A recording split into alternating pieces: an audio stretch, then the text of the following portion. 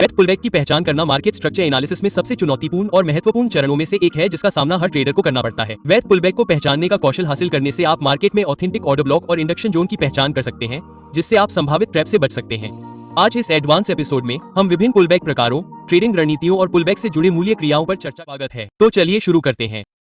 Market structure mapping में पहला कदम वैध पुलबैक की पहचान करना है। वैध पुलबैक की पहचान किए बिना आप आगामी मूल्य आंदोलनों जैसे कि निरंतरता के रुझान, संरचनाओं के वैध ब्रेक और रिवर्सल पैटर्न को नहीं पहचान पाएंगे। तो पुलबैक की परिभाषा मूलतः प्रचलित ट्रेंड के विरुद्ध मूल्य कार्रवाई में एक अस्थायी उलटफेर या ठहराव है। यह तब होता है जब खरीदार और विक्रेता बाजार में प्रभुत्व के लिए संघर्ष करते हैं, जिससे एक ट्रेंडिंग या आवेगपूर्ण आंदोलन होता है जो अक्षमता या स्थिर तरलता द्वारा विशेषता आंतरिक तरलता बनाता है जिसे साफ या भरा जाना बाकी है। नतीजतन मूल्य प्रमुख प्रवृत्ति के विरुद्ध एक उलटफेर और एक संक्षिप्त रुकावट का अनुभव करता है, आंतरिक तरलता को भरता है या अपनी समग्र दिशा में जारी रखने से पहले स्थिर तरलता को साफ करता है। मूल्य आंदोलन में तीन मुख्य उपगतियां होती हैं: आवेग, सुधारात्मक और निरंतरता। उदाहरण के लिए यहां यदि हम इस सुधारात्मक कदम को वैध पुलबैक मानते हैं तो हमारे पास संरचना का एक पुश ब्रेक है। इसके अतिरिक्त हम बॉस के लिए जिम्मेदार निचले भाग में स्थित एक ऑर्डर ब्लॉक की पहचान कर सकते हैं। इस परिदृश्य में हम मूल्य के हमारे पहचाने गए ऑर्डर ब्लॉक तक पहुंचने और उसकी दिशा को ऊपर की ओर मोड़ने का इंतजार करते हैं। इस अपेक्षा के साथ तालमेल बिठाने के लिए हम अपने खरीद सीमा आदेश को ऑर्डर ब्लॉक के उच्चतम बिंदु पर रख सकते हैं। हालांकि आइए एक ऐसी स्थिति की कल्पना करें जहां हमारा पहचाना गया पुलबैक अमान्य साबित होता है और गलती से उसे वैध पुलबैक मान लिया जाता है क्योंकि वह आवेगपूर्ण होता है। ऐसी स्थिति में हमारा पहचाना गया ऑर्डर ब्लॉक अपनी वैधता खो देता है और कीमत के हमारे स्टॉप लॉस को ट्रिगर करने की संभावना बहुत अधिक होती है। अब आइए देखें कि वैध पुलबैक की पहचान कैसे करें और हमें किन मानदंडों और नियमों पर विचार करने की आवश्यकता है।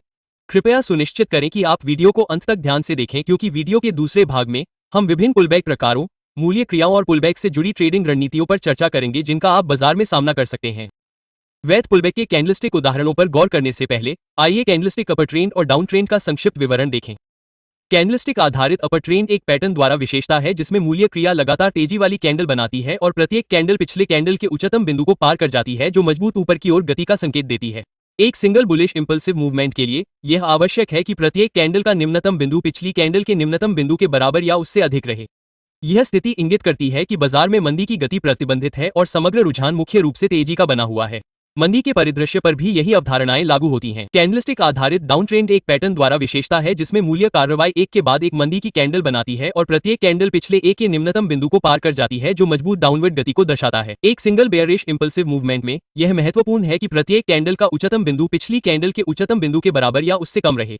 अब देखते हैं कि हम बाजार में वैध पुलबैक की पहचान कैसे कर सकते हैं। तेजी के परिदृश्य में एक वैध पुलबैक तब होता है जब एक कैंडल पिछली कैंडल के निम्नतम बिंदु से नीचे टूट जाती है या उसकी लिक्विडिटी को प्रभावी ढंग से स्वीप कर देती है। उदाहरण के लिए दिए गए चित्रण में आखिरी लाल कैंडल तीसरी हरी कैंडल के निम्नतम बिंदु से नीचे टूट गई है जो एक वैध पुलबैक का संकेत देती है। यह ध्यान रखना महत्वपूर्ण है कि यदि मूल्य अंतिम हरी मोमबत्ती के निम्नतम बिंदु से नीचे नहीं टूटता है तो पुलबैक को वैध नहीं माना जा सकता है। यह जोर देना महत्वपूर्ण है कि मोमबत्ती का रंग पुलबैक की पहचान करने में कोई भूमिका नहीं निभाता है। इसी तरह एक मंदी के परिदृश्य में एक वैध पुलबैक तब होता है जब एक मोमबत्ती पिछली मोमबत्तियों के उच्चतम बिंदु से ऊपर टूट जाती है। इस प्रक्रिया में तरलता बह जाती है। पुलबैक की हमारी समझ को पुख्ता करने के लिए आइए और उदाहरणों पर गौर करें।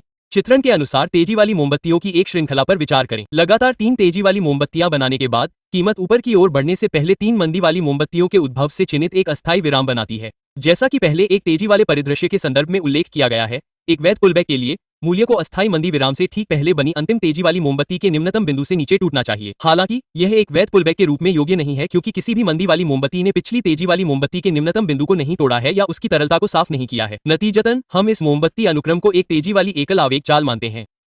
दूसरी कैंडल सीरीज में होने वाले एक समान परिदृश्य में हम देख सकते हैं कि लगातार बुलिश कैंडल बनने के बाद एक सिंगल बियरिश कैंडल के उभरने के साथ एक अस्थायी विराम होता है।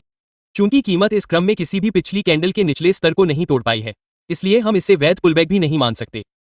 इसके विपरीत यदि बियरिश कैंडल पिछली बुलिश कैंडल के बराबर उच्च बनाती है और बाद की कैंडल बियरिश कैंडल के निचले स्तर से नीचे टूट जाती है तो इसे वैध पुलबैक माना जाता है। तो यहाँ हमारे पास एक बुलिश इंपल्सिव वेव है जिसके बाद एक करेक्शन और फिर एक और बुलिश कंटिन्यूअस वेव है। ये अवधारणाएं बियरिश मार्केट पर भी लागू होती हैं। यह ध्यान रखना महत्वपूर्ण है कि ये सिद्धांत विभिन्न समय सीमा और किसी भी मूल्य कार्रवाई आधारित चार्ट पर लागू हो सकते हैं।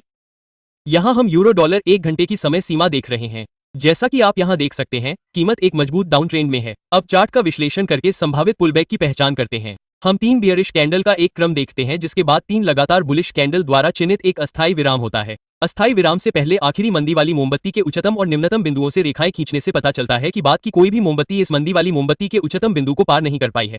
नतीजतन यह वैध पुलबैक के रूप में योग्य नहीं है। इसके बजाय हमें इसे एक आवेगपूर्ण चाल के रूप में मानना चाहिए। एक वैध पुलबैक की पुष्टि करने के लिए कीमत को अस्थायी विराम से ठीक पहले बनाई गई नवीनतम मोमबत्ती के नीचे की तरलता को तोड़ना या स्वीप करना होगा। निम्नलिखित में हम देख सकते हैं कि कीमत ने इस मोमबत्ती के उच्चतम बिंदु को तोड़ दिया है और फिर अपनी प्राथमिक दिशा में जारी है, इसलिए हमारे पास यहाँ एक वैध पुलबैक है। इसी तरह हमारे पास एक और पुलबैक है क्योंकि कीमत ने इस मोमबत्ती के उच्चतम बिंदु को तोड़ दिया है जो अस्थायी विराम से पहले का नवीनतम उच्च था। इसके बाद हमारे पास इस तेजी से घिरी मोमबत्ती द्वारा बनाया गया एक और वैध पुलबैक है जिसने अपनी पिछली मोमबत्ती के उच्चतम बिंदु को तोड़ दिया है। इस वीडियो के पहले भाग में पुलबैक की बुनियादी अवधारणाओं को कवर करने के बाद अब हमारे पास बाजार में वैध पुलबैक की पहचान करने की क्षमता है। दूसरे भाग में हम पुलबैक की उन्नत अवधारणाओं पर चर्चा करेंगे जिसमें विभिन्न पुलबैक प्रकार शामिल हैं जिनका सामना व्यापारी बाजार में कर सकते हैं। पुलबैक से जुड़ी व्यापारिक रणनीतियां भी शामिल हैं। पुलबैक को 3 अलग अलग मॉडलों में वर्गीकृत किया जा सकता है: आक्रामक, सुधारात्मक और व्यापक। अब आइए प्रत्येक प्रकार के पुलबैक के बारे में विस्तार से जानें और पता करें कि हम अपने ट्रेडिंग प्लान की व्यवस्थित प्रकृति को बढ़ाने के लिए उनका उपयोग कैसे कर सकते हैं। पहला पुलबैक प्रकार आक्रामक पुलबैक है।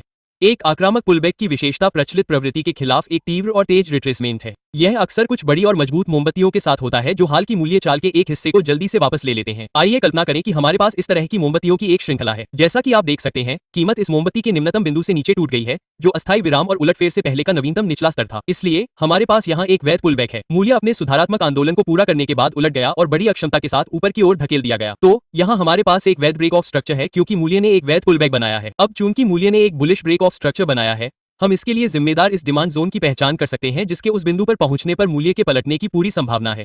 इसके बाद हम मूल्य के फिर से नीचे आने और हमारे पहचाने गए डिमांड जोन में टैप करने का इंतजार कर रहे हैं। आक्रामक पुलबैक प्रकार में मूल्य मजबूत कैंडल्स के साथ एक तेज और कठोर मूवमेंट उत्पन्न करता है जो जल्दी से हमारे पहचाने गए डिमांड या सप्लाई जोन की ओर वापस आ जाता है। इस परिदृश्य में हम निचले समय सीमा में कैरेक्टर या फ्लिप पैटर्न जैसे पुष्टिकरण पैटर्न के उभरने के बाद भी कोई भी पोजीशन खोलकर बाजार में प्रवेश करने पर विचार नहीं करेंगे। इसके पीछे तर्क ये है कि यदि मूल्य अपनी गति को कम किए बिना मजबूत कैंडल्स के साथ तेजी से और कठोर रूप से सप्लाई या डिमांड जोन में जाता है तो इस बात की बहुत अधिक संभावना है कि मूल्य उस जोन पर प्रतिक्रिया नहीं देगा। ऐसे मामलों में व्यापारियों को मूल्य व्यवहार पर बारीकी से नजर रखने और ऐसी स्थितियों में बाजार में प्रवेश करने से बचने की आवश्यकता होती है। अब चलिए दूसरे प्रकार के पुलबैक करेक्टिव पुलबैक मॉडल पर चलते हैं। लेकिन आगे बढ़ने से पहले अपने ट्रेडिंग सफर के एक अहम कदम पर गौर करना जरूरी है: अपनी रणनीतियों का बैक टेस्ट करना। अपने रियल अकाउंट में कोई भी रणनीति लागू करने से पहले यह सलाह दी जाती है कि आप उसका कम से कम 100 बार बैक टेस्ट करें। करेक्टिव पुलबैक एक क्रमिक रिट्रेसमेंट है जिसमें आमतौर पर कई छोटी कैंडल होती हैं।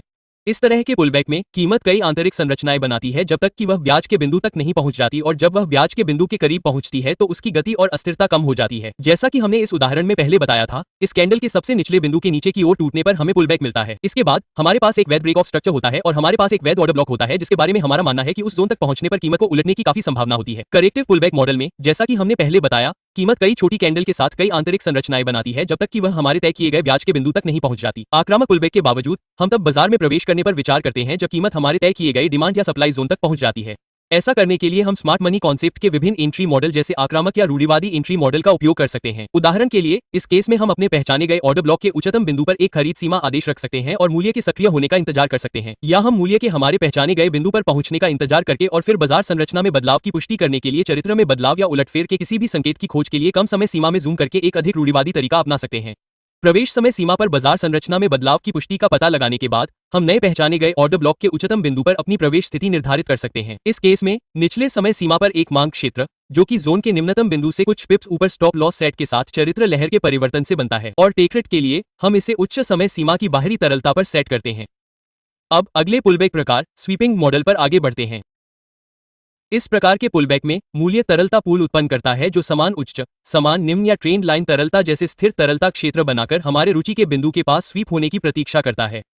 मूल्य के हमारे पॉइंट ऑफ इंटरेस्ट पर पहुंचने से पहले लिक्विडिटी स्वीप पैटर्न को पहचानना महत्वपूर्ण है। यह पैटर्न हमारे सप्लाई या डिमांड एरिया की मजबूती की पुष्टि करता है। हम लिक्विडिटी स्वीप को एक पुष्टिकरण कारक के रूप में उपयोग करते हैं। विचार सरल है, बाजार को गति के लिए लिक्विडिटी की आवश्यकता होती है। यदि मूल्य एक प्रमुख स्तर से पहले लिक्विडिटी को स्वीप नहीं करता है तो वह अक्सर उस क्षेत्र को अपनी गति को बढ़ावा देने के लिए लिक्विडिटी के रूप में उपयोग करता है। उदाहरण के लिए, यहाँ हम देख सकते हैं कि मूल्य वापस नीचे आ गया, एक समान निचला स्तर बना और डबल बॉटम के नीचे भी बहुत अधिक लिक्विडिटी बनाई, जिससे पता चलता है कि पेंडिंग ऑर्डर और स्टॉप लॉस मौजूद हैं जो ट्रिगर होने और बाजार द्वारा स्वीप किए जाने का इंतजार कर रहे हैं, जो हमारे पहचाने गए डिमांड जोन के पास स्थित है।